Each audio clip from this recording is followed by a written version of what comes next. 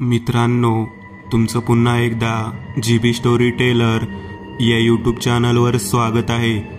आजच्या आपल्या गोष्टीचं नाव आहे कैदाशीन भूक तान्या बाळाची। लेखक संतोष देशपांडे। पण गोष्ट सुरू करण्याआधी जर कोणी या चॅनलवर पहिल्यांदाच आलेले असाल तर त्यांनी ह्या चॅनलला सबस्क्राईब करायला विसरू नका। चला तर मग अजिबात वेळ न घालवता गोष्टीला सुरुवात करूया।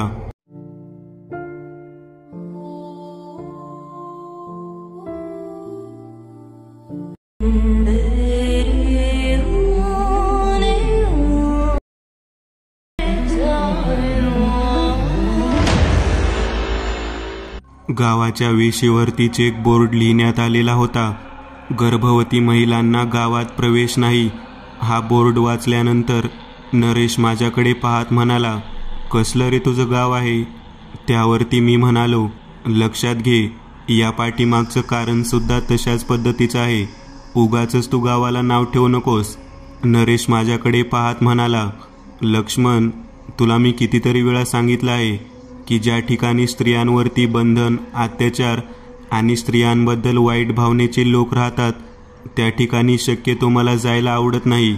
तो हट्ट केल्यामुळे मी तुझ्या गावामध्ये काहीतरी चांगलं काम करायचं म्हणून पैसे डोनेट करण्यासाठी आलो आहे, विकासाचे काम करायचं म्हणून त्यासाठी हातभार लावायला आलेलो आहे। जर या ठिकाणी अशा पद्धतीची लोक असतील तर मला ते अजिबात पटणार नाही। तेव्हा मी त्याला म्हणालो, गावामध्ये ही घटना आणि पाटी लिहिण्यामागचं कारण काय आहे ते तरी जाणून घे ना। इथे बायकांच्या जीवाच्या संदर्भातच काळजी व सुरक्षा घ्यावं म्हणून हे सर्व काही लिहिलं आहे। काय बोलतोस तू? बायकांच्या सुरक्षिततेबाबत हे सर्व काही लिहिलं आहे म्हणजे? होय, मी तेच सांगत आहे। जे तू ऐकलं ते गावाच्या वेशीच्या बाहेर हा बोर्ड लिहिण्यामागचं कारण सुद्धा त्याच पद्धतीने विचित्र आहे। तुझ्या लक्षात येत नसेल तर मी तुला आठवण करून देतो। शहराकडे माझी बहीण प्रेग्नेंट असताना मामाकडे राहायला आली होती, हे आठवत आहे ना तुला? तेव्हा नरेश म्हणाला, हो आठवतं ना। मग त्याच्या पाठीमागचं कारण तेच होतं, गावामध्ये शक्यतो दिवस गेल्यानंतर कोणत्याही गर्भवती स्त्रीला राहायची परवानगी नाही। अरे तू काय बोलतोस, तुला कळतं का? अशानं तुमच्या गावाची बदनामी होत नाही का? तेव्हा त्यावरती उत्तर देताना मी त्याला सांगितलं, गावाची बदनामी होण्याचा प्रश्नच नाही, उलट त्या स्त्रियांना जीवनदान देण्याचे कार्य केलं जातं। जीवनदान देण्याचे कार्य केलं जातं म्हणजे काय म्हणायचे काय आहे तुला? आता सगळं काही मी तुला इथेच सांगू का? घरी तरी चल। तेव्हा नरेश म्हणाला, घरी येतो, परंतु हा जो काही प्रकार आहे ना तो मला अजिबात आवडलेला नाही। आजीने ट्रस्टसाठी जे पैसे ठेवले होते ते सगळे पैसे तुझ्या गावामध्ये सामाजिक कार्यासाठी लावावा असं माझ्या मनात होतं, परंतु जर इथे या पद्धतीने बायकांना वागणूक दिली जात असेल तर मला ते पैसे लावण्यामध्ये काहीच इंटरेस्ट नाही। नरेश मला तसं म्हणत होता, मी त्याची समजूत काढत होतो आणि तिथून त्याला माझ्यासोबत घराकडे येण्यासाठी विनंती करत होतो। घरी गेल्यानंतर तुला सगळं काही सांगतो म्हणून मी त्याला माझ्या घरापर्यंत घेऊन आलो। गावामध्ये स्त्रिया होत्या, परंतु गर्भवती स्त्री कोणतीच राहायला तयार नव्हती। त्या पाठीमागचं कारण सुद्धा तसंच होतं। दिवस मावळल्यानंतर आम्ही घरापर्यंत जाऊन पोहोचलो। त्या ठिकाणी चप्पल वगैरे काढून हातपाय धुवून बाहेर बाजेवरती बसलो। आजी बाजूलाच बसलेली होती। आजी म्हणाली, कधी आलात पोरांनो? कसं चाललं आहे? आजीसोबत चर्चा करत असताना सगळं काही व्यवस्थित आहे म्हणून सांगितलं आणि नरेशशी बोलू लागलो, नरेश, गावामध्ये तो जो बुरुज दिसत आहे ना त्या बुरुजाकडे नीट लक्ष दे। ते ठिकाण एका विशिष्ट पद्धतीने गावामध्ये मान सन्मानाचे ठिकाण म्हणून प्रसिद्ध आहे। या गावात एक मोठी बांधव विहीर आहे आणि त्या विहिरीच्या लगतच तो मोठा बुरुज आहे। तब्बल 50 वर्षापूर्वी म्हणजे माझ्या आजीच्या तरुणपणामधील ही गोष्ट असावी। त्यावेळेला गावामध्ये दुष्काळ असल्याकारणाने विहीर पाडण्याचे काम सुरू होते। तेव्हा त्या विहिरीला पाणी लागावे म्हणून एक ओली बाळंतीण स्त्री पाण्यासाठी गावकऱ्यांनी द्यायची ठरवली। नरेश म्हणाला, म्हणजे काय म्हणतोस तू? मला नाही समजलं. अरे द्यायची म्हणजे तिचा जीव द्यायचा असं ठरवलं. तिला सन्मानाने विहिरीमध्ये उतरवायचं, तिची पूजा करायची, तिच्या मांडीवर असलेल्या बाळाला आणि तिला बांधलेल्या विहिरीच्या कोनाड्यांमध्ये बंदिस्त करून टाकायचं आणि त्याच्या बाजूला मोठा बुरुज बांधायचा. हा प्रकार त्यावेळेला करण्यात आला आणि त्यानंतर विहिरीला खूप मोठं पाणी लागलं, जे आजपर्यंत कधीही आटलेलं नाही. नरेश माझ्याकडे पाहत म्हणाला, अरे काय सांगत आहेस, तुला कळतं का? एका नवजात मुलासकट एका आईला तुम्ही स्वतःच्या स्वार्थासाठी जिवंत गाडलं. तेव्हा नरेशकडे पाहत मी म्हणालो, अरे आम्ही नाही रे, त्यावेळच्या लोकांनी त्या बाईचा जीव द्यायचा ठरवला आणि त्या नियमानुसार तिला इथे सोडलं. त्या बाईची स्वतःची इच्छासुद्धा त्यामध्ये होती. आजीलाच विचार, आजी तुला सांगेल. तेव्हा आजी आमच्या बोलण्याकडे लक्ष देऊन होती. आजी म्हणाली, अजिबात नाही, त्या बाईची इच्छा वगैरे काहीच नव्हतं. लोकांनी त्या बाईवरती अन्याय केला. तिला तिच्या गरिबीच्या परिस्थितीला पाहून पैशाचं आमिष दाखवलं. केवळ वर्षभराचे धान्य तुझ्या कुटुंबाला शेवटपर्यंत पुरवलं जाईल म्हणून सांगितलं आणि त्या लहान मुलीला, त्या लहान बाळासकट त्या विहिरीच्या कोनाड्यांमध्ये बुरुज बांधून पुरून टाकलं. माझ्या आजीचं हे बोलणं ऐकल्यानंतर नरेश माझ्याकडे पाहत म्हणाला, बघ मी काय सांगितलं होतं तुला. आजीसुद्धा या गोष्टीला दुजोरा देत आहे. त्यावेळेला मी नरेशकडे पाहत म्हणालो, अरे पण ती गोष्ट होऊन 50 वर्ष झाली. तेव्हा आजी म्हणाली, 50 वर्ष झाली असली तरी ती बाई आणि ते बाळ अजूनही जिवंत आहे. ते रात्रीच्या वेळी फिरताना तुम्हाला पाहायला मिळेल.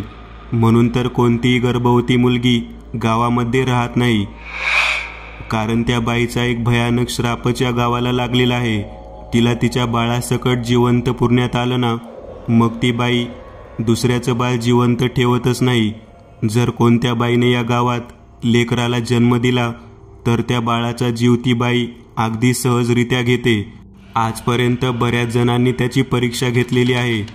शेवटी नामदेवरावांनी पुढाकार घेऊन सर्व लोकांची बैठक घेऊन गावाच्या वेशीच्या बाहेर तसा बोर्डच लिहून टाकला आणि सर्वांना कल्पना दिली. लक्षात घे, हे जे काही घडलं ते प्रत्यक्ष मी पाहिलं आहे. त्यामुळे बाकीच्या लोकांच्या सांगण्यावरती विश्वास ठेवूच नकोस. नरेश आजीशी बोलू लागला. तो आजीला म्हणाला, आजी मला एक सांगतेस का? ती बाई अजूनही रात्री दिसते, म्हणजे नेमकं काय होतं? या ठिकाणी जर गर्भवती स्त्री आली तर ती बाई त्या गर्भवती स्त्रीला जिवंत सोडत नाही, म्हणजे नेमकं काय करते? तेव्हा आजी म्हणाली, ती स्त्री त्या बाईला जिवंत सोडत नाही असं नाही. ती बाई जिवंत राहते, तिचं बाळ मात्र जिवंत राहत नाही. गर्भवती बाईला ती कोणत्याही प्रकारे त्रास देत नाही, परंतु तिचा गर्भ मात्र ती गिळते असं म्हटलेलं आहे. मी आजीकडे पाहत म्हणालो, मला सुद्धा हेच माहिती आहे. तेव्हा आजी म्हणाली, आमच्या गावात कोणत्याही ओल्या बाळंतिणीला प्रवेश नाही. गर्भवती स्त्री जर गावात आली तर तिच्या बाळाला 100% धोका संभवतो.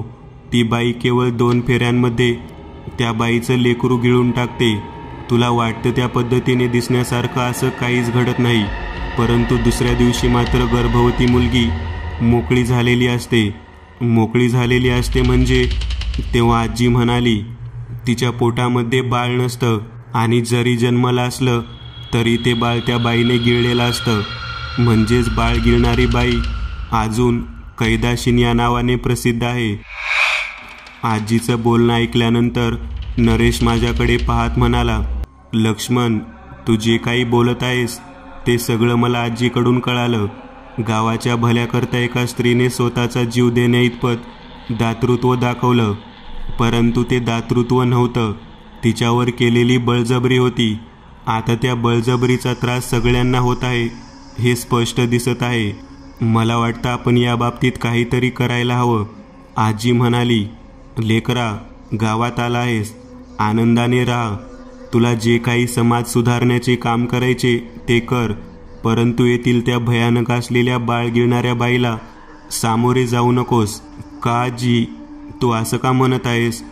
तुला वाटत नाही का की तुझ्या गावातील तडपडणारी ती बाई कायमस्वरूपी शांत व्हावी तिच्या मनामध्ये जी तडप आहे, तिच्या आत्म्याची जी तडप आहे, ती कायमस्वरूपी बंद व्हावी. नरेशकडे पाहत आजी म्हणाली, तुझ्या म्हणण्यानुसार जे काही घडायचं असेल तर ते घडेल, परंतु तुझ्या जीवाची काळजी घे. सैतानाला चांगलं वाईट काही कळत नाही. सैतान स्त्री असो पुरुष असो, त्याच्या आडवे येणाऱ्या प्रत्येकाला गिळंकृत करतो. मी नरेशकडे पाहत म्हणालो, अरे बाबा, तू काहीतरी चांगलं करणार आहेस गावासाठी, म्हणून मी तुला या ठिकाणी घेऊन आलो. तुझ्या डोक्यात हे नवीन काय खूळ आलेलं आहे? तेव्हा नरेश म्हणाला, तुला वाटतं ना गावाचं भलं करावं, पैसे आणि विविध सुधारणा व्हाव्यात, गावाची परिस्थिती सुधारावी, ते मी करेनच, त्यात काहीच माघार घेणार नाही. परंतु एक गोष्ट लक्षात येते का? तुझं गाव शांत आणि चांगल्या रीतीने कधी वाटेल? जेव्हा त्या ठिकाणी लहान बाळाला जन्मलेला आवाज येईल, त्या ठिकाणी आया बहिणी आनंदाने राहायला येतील, गर्भावस्थेमध्ये डोहाळं जेवण होईल. यातील जर कोणतीच गोष्ट घडत नसेल तर त्या जमिनीला, त्या भूमातेला शांतता लाभणार नाही. मला तर असं वाटतं की मला जाणून बुजून या ठिकाणी येण्याचं कार्य म्हणजे त्या अशांत असलेल्या भयानक स्त्रीला शांततेच्या मार्गाने मुक्तितत्व मिळवून द्यायचं आहे. खऱ्या अर्थाने तिला तिच्या लेकराला समाधानी वृत्तीतून, या जागेतून, या ठिकाणातून मोक्षपदाला न्यायचं आहे. आजी नरेशकडे पाहत म्हणाली, लेकरा, तुझ्या विचारांमध्ये खूप खूप मोठेपण आहे, परंतु आतापर्यंत ज्याने असा काही प्रयत्न केला आहे तो व्यक्ती जिवंत परत आलेला नाही. मी नरेशला म्हणालो, नरेश, तू जे काही म्हणत आहेस ते सगळं काही खरं आहे, परंतु आत्म्याला, प्रेतात्म्याला, भुकेजलेल्या प्रेतात्म्याला या बाबतीत काहीच कळत नाही, याची जाणीव ठेव. नरेश म्हणाला, तुला माहीत आहे का रे, आपण कॉलेजवरती प्लॅनचेट करायचो. आपल्याला एखादा प्रश्न पडला असेल तर विद्वान असणाऱ्या व्यक्तीच्या प्रेतात्म्याला बोलावून या प्रश्नाचे उत्तर शोधायचं. मग तुला वाटत नाही का या ठिकाणी आपण ते कार्य करावं? का त्या प्लॅनचेट विद्येचा वापर आपण इथं करू शकत नाही? मी नरेशकडे पाहत म्हणालो, प्लॅनचेट करत असताना ज्या व्यक्तीचा मृत्यू समाधानाने झालेला आहे, अपघातात नसून तो नैसर्गिक मृत्यूने मेला आहे, त्यालाच आपण बोलावू शकतो. इथे तर तू बळजबरीने जीव दिलेल्या बाईला बोलावण्याचा विचार करत आहेस. तुला कळतं का आपण जर तसं केलं तर काय घडू शकतं? नरेश म्हणाला, तिला जर बोलावलं तर तिच्याकडून तिच्या अपेक्षा काय आहेत, तिचं म्हणणं काय आहे, ती कोणत्या गोष्टीने आपल्याला त्रास द्यायचा विचार करत आहे ते तरी आपल्याला समजेल ना. या प्रकरणामध्ये तुला जी काही लागायची ती मदत करेन, परंतु एकदा त्या बाईला बोलावल्यानंतर, तिच्याकडून तिची इच्छा जाणून घेतल्यानंतर तू लगेचच गाव सोडून जायचं, असं मला वचन दे. नरेश म्हणाला, होय, मी तुझं गाव सोडून जाईन. माझ्या मनामध्ये इथे राहायची लालसा नाही, परंतु कधी जाईन जेव्हा तुम्ही त्या बाईला मुक्तीचा मार्ग दाखवण्यासाठी मला मदत करताल, तेव्हाच मी इथून जाईन. अचानक नरेशच्या मनात आलेली ही भावना पाहता आजी म्हणाली, लेकरा, तुला जे काही करायचे ते कर, पण स्वतःच्या जीवाची काळजी घे. मला तुझ्या मनामधली तडफड कळते रे. ओल्या बाळंतीणीला ज्या पद्धतीने गावामध्ये बंदिस्त करून मारण्यात आलं, ते बळजबरीचं काम खूप भयानक पद्धतीचं होतं. बघूयात आजी काय होतं ते. मला मदत करा फक्त, म्हणजे झालं. नरेशचं बोलणं ऐकून मी त्याच्या हातात हात दिला. आजी आमच्याकडे पाहत म्हणाली, तुमच्यासोबत मी सुद्धा आहे. आजीशी बोलणं झाल्यानंतर मी, नरेश, आजी त्या कामासाठी तयार झालो. नरेश म्हणाला, आजी, याला चौथा व्यक्तीसुद्धा लागेल. तेव्हा आजी म्हणाली, म्हणजे काय म्हणायचे तुला? तेव्हा मी आजीला सांगू लागलो, प्लॅनचेट म्हणून जो प्रकार आहे तो करत असताना एकूण 4 व्यक्ती लागतात. आता इथे आपण 3 जण आहोत. चौथा व्यक्ती कोण सोबत घ्यायचा याबाबत तो विचारत आहे. तेव्हा आजी म्हणाली, आपल्या घरातीलच व्यक्ती घ्यावा लागेल. तुझा काका आहे ना, त्याला बोलव. मी आजीकडे पाहत म्हणालो, काकाला बोलव. आजी म्हणाली, होय, काकालाच बोलावून घे, तो नक्कीच मदत करेल. मी आजीचं बोलणं ऐकून गोठ्याजवळ गेलो. काका त्या ठिकाणी काम करत होता. काकाकडे पाहत म्हणालो, काका, एक मदत हवी होती. नरेश आणि मी दोघेही जण काकासमोर उभारलेलो होतो. काकाला म्हणालो, आजची रात्र आम्हाला तू मदत करशील का? त्यावेळेला काका म्हणाला, कोणत्या स्वरूपाची मदत हवी आहे? तेव्हा नरेशच्या मनामधील आलेला विचार त्याला आम्ही सांगितला. काका आमच्याकडे पाहत म्हणाला, विचार चांगला आहे, परंतु त्यातून साध्य काय होणार? त्या बाईने जर असं काही मागितलं तर ते आपण देऊ शकतो का? तेव्हा नरेश म्हणाला, तिचं म्हणणं काय आहे ते तरी कळायला हवं ना. आपण तर्कवितर्क करत जर बसलोत तर मला वाटत नाही की या समस्येतून तुमचं गाव बाहेर पडेल. काका नरेशकडे पाहत म्हणाला, तू जे काही करायचं म्हणतो त्यासाठी मी तयार आहे, परंतु लक्षात घे, आपण प्रत्यक्ष झोपलेल्या सैतानी वृत्तीला जागृत करत आहोत. मी, नरेश, काका आणि आजी आम्ही चौघेजण मध्यरात्रीनंतर प्लॅनचेट करण्याच्या दृष्टिकोनातून गोठ्यामध्ये एकत्रित जमा झालो. आजीला विचारलं, तुला कोणत्याही गोष्टीची भीती वाटत नाही ना? तेव्हा आजी म्हणाली, अरे लेकरा, एक पाय मसनामध्ये आहे माझा, आता भिवून काय करू मी? काका आजीकडे पाहत म्हणाला, आई अजिबात घाबरू नकोस, आपण चांगल्या कार्यासाठी सगळं काही करत आहोत. प्लॅनचेट करण्यासाठी लागणारे साहित्य आम्ही समोर पाटावरती ठेवलं आणि त्या बाईचं आवाहन करून बोलवायला सुरुवात केली. नरेश सगळ्यांना डोळे बंद करून मनापासून त्या बाईला बोलवण्याच्या संदर्भात विचार मनात आणा म्हणून सांगत होता. थोडा वेळ गेल्यानंतर वाऱ्याची थंड झुळूक अंगावरती आली. आजी माझ्याकडे पाहत होती, डोळे उघडलेले होते. नरेश म्हणाला, तुझं जर आगमन झालं असेल तर आम्ही बोट ठेवलेली वाटी हो या दिशेने सरकू देत. आजी, काका, मी तिघेही जण नरेशकडे पाहत होतो. आम्ही ज्या वाटीवरती बोट ठेवलं होतं ती वाटी हळूहळू हो या दिशेकडे सरकू लागली.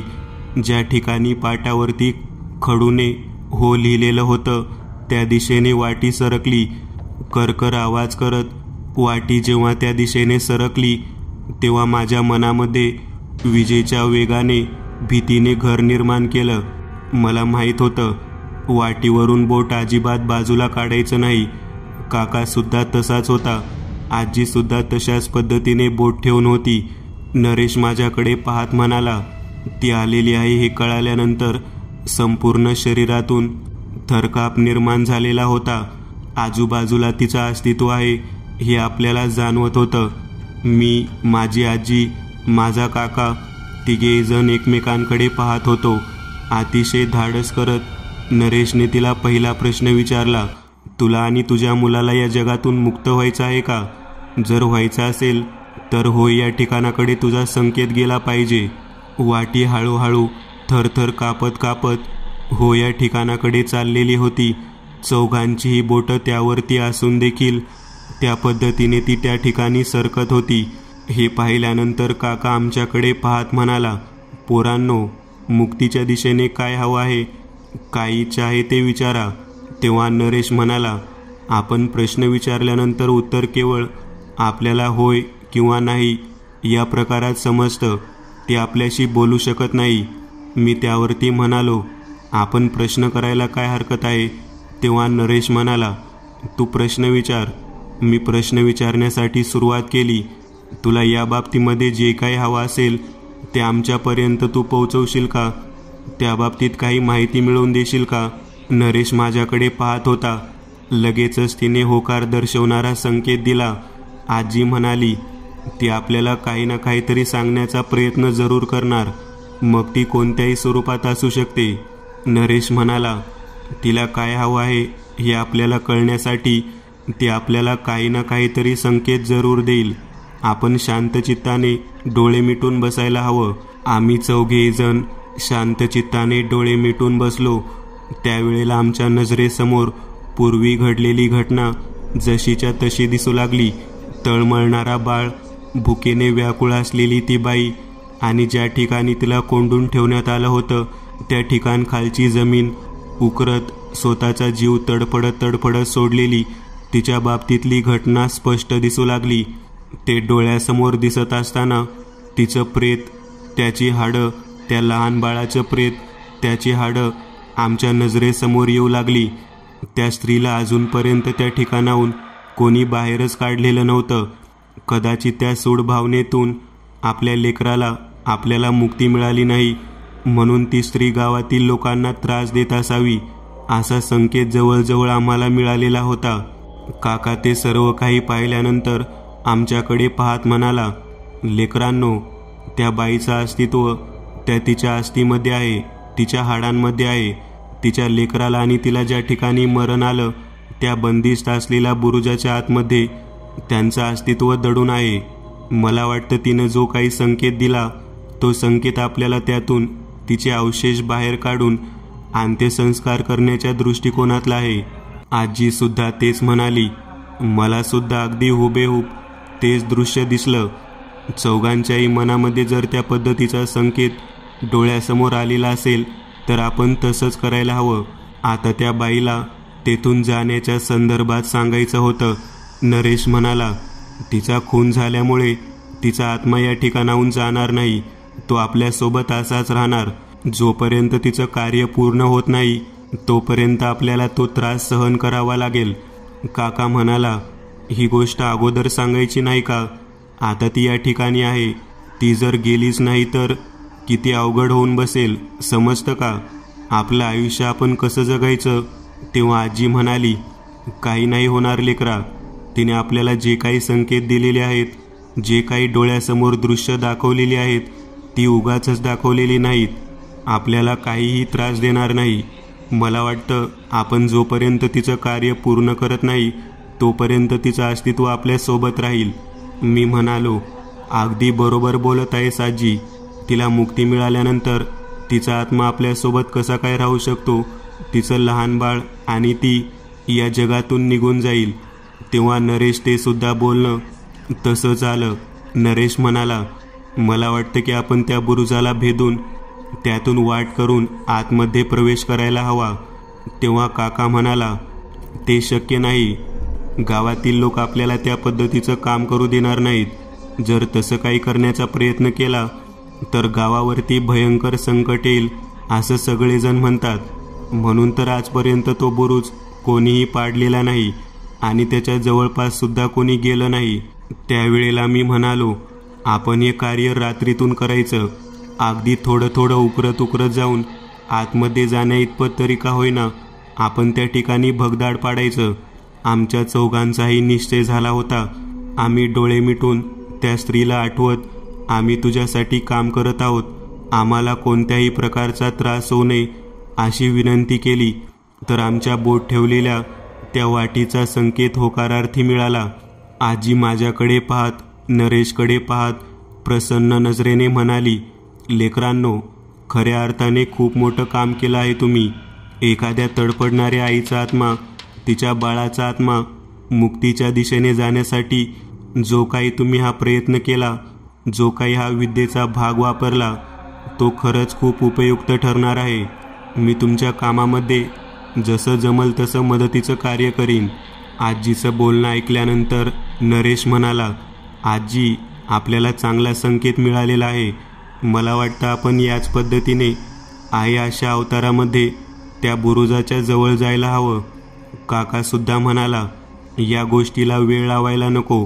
आम्ही आमच्या घराच्या जवळ असलेल्या काही खोदाईच्या साहित्यांना घेऊन त्या ठिकाणी निघालो. आमच्या पाठीमागून एक थंड वाऱ्याची झुळूक येत होती. बाजूला पालापाचोळा उडत होता आणि त्याचं प्रमाण चांगल्या पद्धतीने होतं.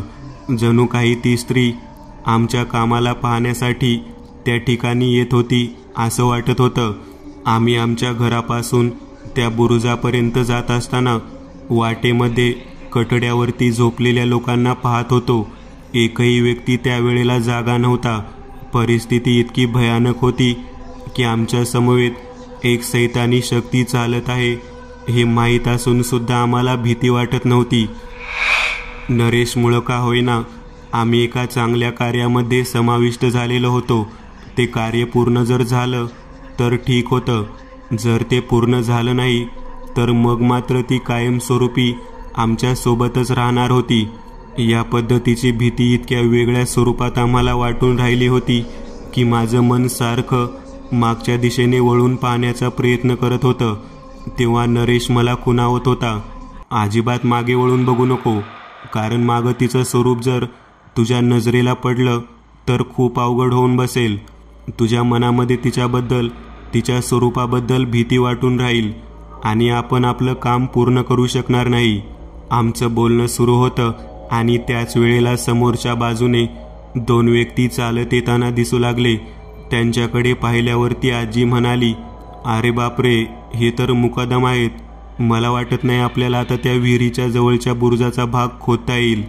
त्या दोघांच्या वयाकडे पाहिल्यानंतर आम्हाला वाटलं की हे दोघेजण एवढे वयोवृद्ध आहेत तर यांना आपण एवढ्या अंधारात आलेलो दिसणार सुद्धा नाही. आजीला म्हणालो, आजी, हे तुझ्यापेक्षाही 5-6 वर्षांनी मोठे दिसतात. तेव्हा आजी म्हणाली, होय, हे या गावातील मुख्य आहेत. ते गावातील मुख्य आहेत म्हटल्यानंतर लगेचच मागच्या बाजूने असलेली ती भयानक शक्ती आपल्या मूळ स्वरूपात येऊन त्या दोघांकडे पाहू लागली. तिच्या परिस्थितीत असा बदल झाला की तिचं शांत असणारं रूप तेवढ्याच पद्धतीने आक्रोश करू लागलं. तो आक्रोश पाहिल्यानंतर आजी म्हणाली, आपल्याला बुरुजाच्या खोदकामाला सुरुवात करायला हवी. काही क्षणात समोरून येणाऱ्या त्या दोन्ही मुकदमांना त्या भयानक शक्तीने त्याच बुरुजावरती जोरदार आपटलं. इतक्या जोरात आपटल्यानंतर त्या दोघांच्या तोंडातून रक्त वाहू लागलं. ती आक्रोश करत म्हणू लागली, मला, माझ्या लेकराला या ठिकाणी विहिरीतल्या पाण्यासाठी बंदिस्त करणाऱ्या तुम्हा दोघांना मी सोडणार नाही. तिच्या मनातील सूड भावना तीव्र स्वरूपाने जागृत झालेली होती.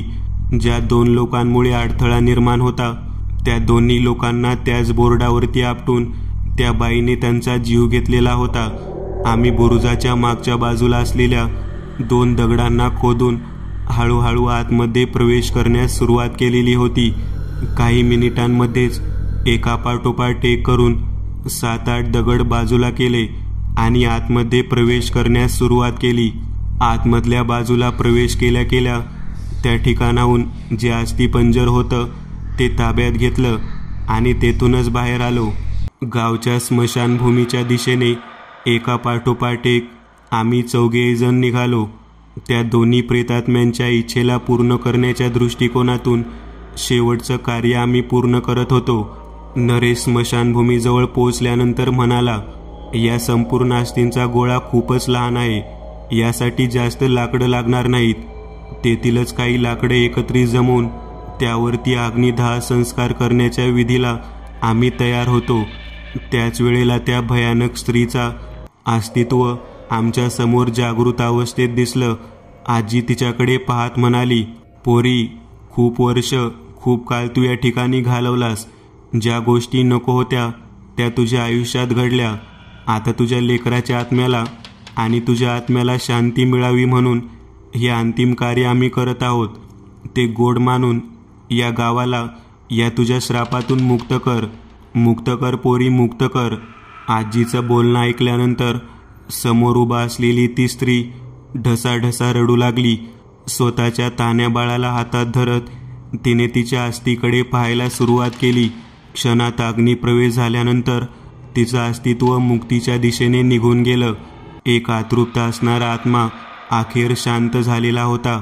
त्या स्त्रीने तिला ज्या पद्धतीने त्या ठिकाणी बंदिस्त करणाऱ्या लोकांचा जीव घेतलेला होता ते पाहता तिची इच्छाही पूर्ण झालेली होती. नरेश, मी, माझा काका आणि आजी 4घे जण दुसऱ्या दिवशी शांततेने त्या दोघांच्या अंत्यविधीमध्ये समाविष्ट झालो आणि तेव्हापासून त्या गावामध्ये लिहिलेला जो बोर्ड होता तो बोर्ड बाजूला करण्यात आला. कैदाशिनीचा असलेला तो श्राप, तिची भूक आता संपलेली होती. मित्रांनो, आज पुरतं एवढंच. तुम्हाला जर काही गोष्ट आवडली असेल तर नक्की लाईक करा. तुमच्यापैकी बरेचसे जण व्हिडिओ लाईक न करताच पळून जातात, पण हा जर व्हिडिओ तुम्ही लाईक केला तर मला जरा बरं वाटेल आणि असेच भारी भारी व्हिडिओ बनवायची माझ्यात एनर्जी येईल. त्यामुळे नक्की लाईक करा आणि अजूनही कोणी या चॅनलला सबस्क्राईब केलेलं नसाल तर लगेच सबस्क्राईब करून टाका आणि बाजूची घंटी ती मात्र दाबायला विसरू नका. देवाची घंटी आहे ती. चला तर मग पुन्हा भेटूया अशीच एक आगळी वेगळी गोष्ट घेऊन पुढच्या